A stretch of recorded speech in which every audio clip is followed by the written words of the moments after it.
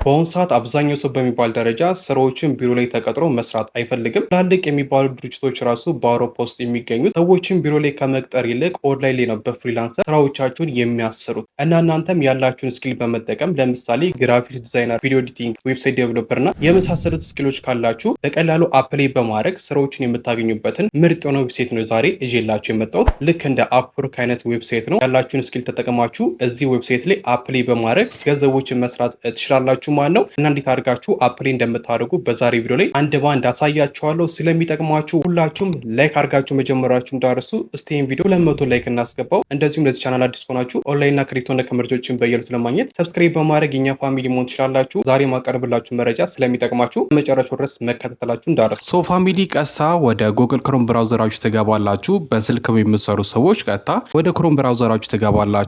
ስቴፑ ተመሳሳይ ነው። ምንም የተለየ ነገር የለም። መቀጠል ሰርች ማድረጊያ ቦታ ላይ ትሄዱና ቶፕታል ብላችሁ በምጽፉበት ጊዜ ልክ እንደዚህ ቶፕታል የሚል ዌብሳይት ይመጣላችኋል። እሱን ክሊክ ታደርጋላችሁ። ቶፕታል ብላችሁ የምጽፉት ስሙን እዚህ ስክሪን ላይ ማስቀምጥላችኋለሁ። በጣም አሪፍ የሆነ ዌብሳይት ነው። ልክ እንደ አፕወርክ የተለያዩ ስራዎችን የምታገኙበት ምርጥ የሆነ ዌብሳይት ነው ማሳያችሁ። ሶ ቶፕታል ብላችሁ ሰርች ካደረጋችሁ በኋላ ልክ እንደዚህ ያመጣላችሁ። በመጀመሪያ አፕላይ ነው የምናደርገው፣ ማለትም ሬጂስተር ነው የምናደርገው። ሶ ሬጂስተር ለማድረግ እዚህ ጋር አፕላይ አስ ኤ ፍሪላንሰር የምትላለች እሷን አንድ ጊዜ ክሊክ ታደርጋላችሁ። በመቀጠል አፕላይ የምታደርጉበትን ቦታ ልክ እንደዚህ ያመጣላችኋል። ከዛ ወታች ወረድ በምትሉበት ጊዜ መጀመሪያው አም አፕሊንግ አስ የሚላል እሱን ክሊክ ታደርጋላችሁ። ከዛ በመቀጠል እዚህ ጋር እናንተ ያላችሁን ስኪል ትመርጣላችሁ። ለምሳሌ ዌብሳይት ዴቨሎፐር ከሆናችሁ ፍሮንት ኢንድ፣ ባኪንግ ወይም ፉል ስታክ ዴቨሎፐር ከሆናችሁ መጀመሪያ ላይ ዴቨሎፐር የሚለውን ትመርጣላችሁ። እንደዚሁም ደግሞ ግራፊክስ ዲዛይነር ስራዎችን የምትሰሩ ከሆነ ደግሞ ዲዛይነር የሚለውን ትመርጣላችሁ። ማኔጅመንት ኮንሰልታንት፣ ፕሮዳክት ማናጀር፣ ፕሮጀክት ማናጀር፣ ማርኬቲንግ ኤክስፐርት የሚለው አሉ። ሶ እነዚህን መምረጥ ትችላላችሁ። እዚህ ካሉት ውስጥ እኔ ለምሳሌ ዲዛይነር የሚለውን መረጥኩኝ። እናንተም ትመርጣላችሁ የምችሉትን። ከዛ በመቀጠል እዚህ ጋር ፉል ኔማችሁን ታስገባላችሁ እስከ አባታችሁ። በመቀጠል ኢሜይላችሁን ደግሞ እዚህ ጋር ልክ እንደዚህ አድርጋችሁ ታስገባላችሁ። ኢሜይላችሁን ካስገባችሁ በኋላ ደግሞ ፓስወርድ ታስገባላችሁ። የምታስገቡት ፓስወርድ ደግሞ እዚህ ጋር ያስቀመጣቸው 5 መስፈርቶች አሉ። እነዚህን 5 መስፈርቶች ያሟላ ፓስወርድ መሆን አለበት። ስለዚህ እነዚህን 5 መስፈርቶች ያሟላ ፓስወርድ ታስገባላችሁ። ልክ እንደዚህ ካስገባችሁ በኋላ ኮንፊርም ፓስወርድ የሚለው ጋር ትሄዱና ደግሞ ድጋሚ ፓስወርዱን ታስገባላችሁ። ወይን ከጨረሳችሁ በኋላ ከታች አፕላይ ቱ ጆይን ቶፕታል የምትሏን አንድ ጊዜ ክሊክ ታደርጋላችሁ። በመቀጠል ዌልካም ቱ ቶፕታል ሌትስ ጌት ስታርትድ ብሎ እዚህ ጋር ደግሞ ስለ እናንተ ኢንፎርሜሽን የምትሞሉበትን ቦታ ያመጣላችኋል። የመጀመሪያው ፉል ሌጋል ኔም ነው፣ አስገብተናል። ሰው ወረድ በምትሉበት ጊዜ ሎኬሽን የሚል አለ። ሶ ሎኬሽን የሚለውን ክሊክ አድርጋችሁ የምትገኙበትን ሎኬሽን ታስገባላችሁ። ኢትዮጵያ ከሆነ ኢትዮጵያ ብላችሁ ታስገባላችሁ። በመቀጠል የምትገኙበትን ከተማም ልክ እንደዚህ አድርጋችሁ ታስገባላችሁ። ካስገባችሁ በኋላ ሲቲዝንሺፑን ደግሞ ራሱ እዚህ ጋር ኢትዮጵያ ብላ ያስገባል። አንዳንዴ እዚህ ጋር ያሉትን ነገሮች ራሱም ስለሚያስገባ ልክ ካልሆነ ማስተካከላችሁ እንዳረሱ። በመቀጠል ወረድ በምትሉበት ጊዜ ደግሞ እንግሊሽ ፕሮፊሸንሲ ይላል። እዚህ ጋር የምታስገቡት ምንድነው ያላችሁን የእንግሊዘኛ አቅም ወይም ደግሞ ደረጃ እዚህ ጋር ታስገባላችሁ። ለምሳሌ እናንተ የምችሉት እንግሊዘኛ ቤሲክ ነገሩን ከሆነ ቤሲክ የሚለውን ትመርጣላችሁ። ስለዚህ እናንተ የምችሉትን የእንግሊዘኛ ደረጃ ታስገባላችሁ ማለት ነው። ሶ ልክ እንደዚህ አድርጋችሁ ካስገባችሁ በኋላ ወረድ ስሉ ደግሞ አት ዘ ሜን ሪዝን ዩ አር አፕላይንግ አት ቶፕታል ይላል። ሶ ቶፕታል ላይ አፕላይ የምታደርጉበትን ሪዝን አስገቡ ይላችኋል። እዚህ ጋር ሰሌክት ሪዝን ፍሮም ዘ ሊስት የሚላል እሱን አንድ ጊዜ ክሊክ ታደርጋላችሁ። በመቀጠል የተለያዩ ሪዝኖችን ያመጣላችኋል እና ከእናንተ ሪዝን ጋር የሚሄዱን ትመርጣላችሁ። ለምሳሌ ሶስተኛ ላይ አይ ኒድ ኤክስትራ ወርክ ኦር ኢንካም ኦፖርቹኒቲስ ይላል። ተጨማሪ ስራዎችን ለማግኘት ከሆነ አፕላይ የምታደርጉት እሱን መምረጥ ትችላላችሁ። ሶ እዚህ ስኳድ ውስጥ እኔ የተመቸኝ ሶስተኛ ላይ ያለው ስለሆነ እሱን መረጥኩኝ። እናንተም የተመቻችሁን ሪዝን ትመርጣላችሁ። እዚህ ጋር ያሉትን ከጨረሳችሁ በኋላ ከታች ኮንቲኒው የምትለውን አንድ ጊዜ ክሊክ ታደርጋላችሁ ማለት ነው። ከዛ በመቀጠል ወደ ቀጣዩ ስቴፕ ያሳልፋችኋል። እዚህ ጋር ደግሞ ቴላስ አባውት ዩር ፕሮፌሽናል ኤክስፒሪየንስ ስላላችሁ ኤክስፒሪየንስ እዚህ ጋር ያሉትን ፎርሞች በሙላት ንገሩኝ ነው የሚላችሁ። ሶ የመጀመሪያው ምንድነው ለምን ያህል ጊዜ ልምድ አላችሁ? ለምሳሌ ግራፊክስ ዲዛይነር ከሆናችሁ ለምን ያህል ጊዜ ግራፊክስ ዲዛይን ሰርታችኋል? ዌብሳይት ዴቨሎፐር ከሆናችሁ ለምን ያህል ጊዜ ልምድ አላችሁ ብለውን ነገር እዚህ ጋር ሰሌክት ነምበር ኦፍ ይርስ ፍሮም ዘ ሊስት የሚለውን ትጫኑና እዚህ ጋር ትመርጣላችሁ። ለምሳሌ ከ1 ዓመት በታች ልምድ ካላችሁ ሌዛን 1 ይር የሚለውን መምረጥ ትችላላችሁ። ከ1 እስከ 2 ዓመት ከሆነ ይህን መምረጥ ትችላላችሁ።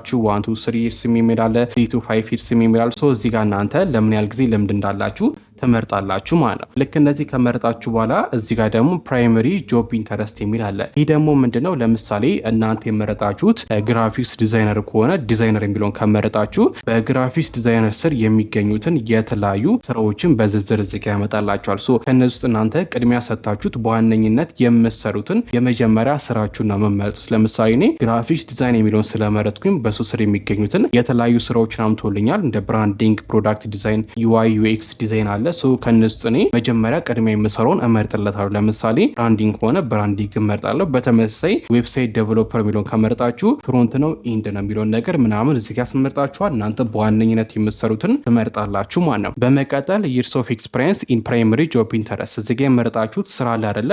እሱን ስራ ለምን ያህል ጊዜ ሰርታችኋል፣ ለምን ያህል ጊዜ ልምድ አላችሁ የሚለውን እዚህ ጋር ትሞላላችሁ። ለምሳሌ 1 ዓመት ሊሆን ይችላል፣ 2 ዓመት ሊሆን ይችላል። ልክ እንደዚህ አድርጋችሁ ትሞላላችሁ ማለት ነው። ከሞላችሁ በኋላ ደግሞ ወረድ በምትሉበት ጊዜ which industries do you have experience in የሚላለ ቦክሱን አንድ ጊዜ ክሊክ አድርጋችሁ ለምን አይነት ድርጅቶች እንደሰራችሁ ትመርጣላችሁ። ለምሳሌ የመረጣችሁ ስራ ብራንዲንግ ከሆነ ለምን ያህል ድርጅቶች ምን አይነት ብራንዲንግ ሰርታችሁ የሚለውን ነገር ትመርጣላችሁ። እዚህ ጋር የተለያዩ ታይፖች ስላሉ ከነሱ እናንተ ያያችሁ ትመርጣላችሁ ማለት ነው። ልክ እንደዚህ መርጣችሁ ከጨረሳችሁ በኋላ ወረድ ስትሉ ደግሞ ከዚህ በፊት የሰራችሁት ፕሮጀክት አለው ብሎ ነው የሚጠይቃችሁ። ካለ የስ ማለት ትችላላችሁ፣ ከሌላችሁ ኖ ትላላችሁ። በመቀጠል ደግሞ ተጨማሪ ያላችሁን ስኪል ማስገባት ትችላላችሁ። ለምሳሌ ግራፊክስ ዲዛይነር ብላችሁ ከመረጣችሁ ከሱ ውጪ ቪዲዮ ኤዲቲንግ የምትሰሩ ከሆነ ቪዲዮ ኤዲቲንግ ብላችሁ በምጽፉበት ጊዜ ልክ እንደዚህ ራሱ መርጦ ያመጣላችኋል። ከዛ እሱ መምረጥ ትችላላችሁ። ከዚህም በተጨማሪ ደግሞ ትራንስሌት የምትሰሩም ከሆነ መምረጥ ትችላላችሁ። ኮፒራይት ምናምን የምትሰሩም ከሆነ እናንተ ሌሎች የምትሰሯቸውን ስኪሎች ከ4 እስከ 6 ስኪሎችን እዚህ ጋር ታስገባላችሁ ማለት ነው። ልክ እንደዚህ ስኪሎቻችሁን ካስገባችሁ በኋላ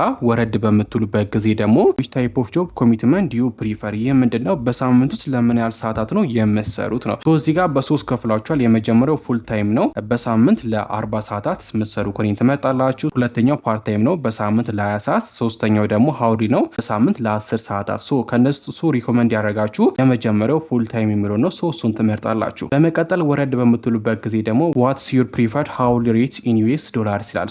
በሰዓት የምታስከፍሉትን የዶላር መጠን ታስገባላችሁ። እዚህ ጋር የምታስገቡትን የዶላር መጠን ጥንቃቄ ማድረግ አለባችሁ። አዲስ ከሆናችሁ ዝቅ አድርጋችሁ ነው ፕራይሱን ማስገባት ያለባችሁ። ከፍ አድርጋችሁ የምታስገቡት ከሆነ አንድ ሰው እናንተን ስራ ለማሰራት ሲገባ ፕራይሱን ተመልክቶ ከዚህ ቀደም ምንም አይነት ስራ እንዳልሰራችሁ ካየ ከአንዳንድ ነው ኢግኖር የሚያደርጋችሁ። ስለዚህ ዋጋችሁ ዝቅ ማድረግ አለባችሁ ይሆናል ከስተመሮችን እስክታገኙ ድረስ ማለት ነው። ይሆናል ስራዎችን ከሰራችሁ በኋላ መጨመር ትችላላችሁ። ስለዚህ ሚኒመም $10 ብታደርጉት አሪፍ ነው። ከዛ ባታስበልጡት ሪኮመንድ አደርጋችኋለሁ።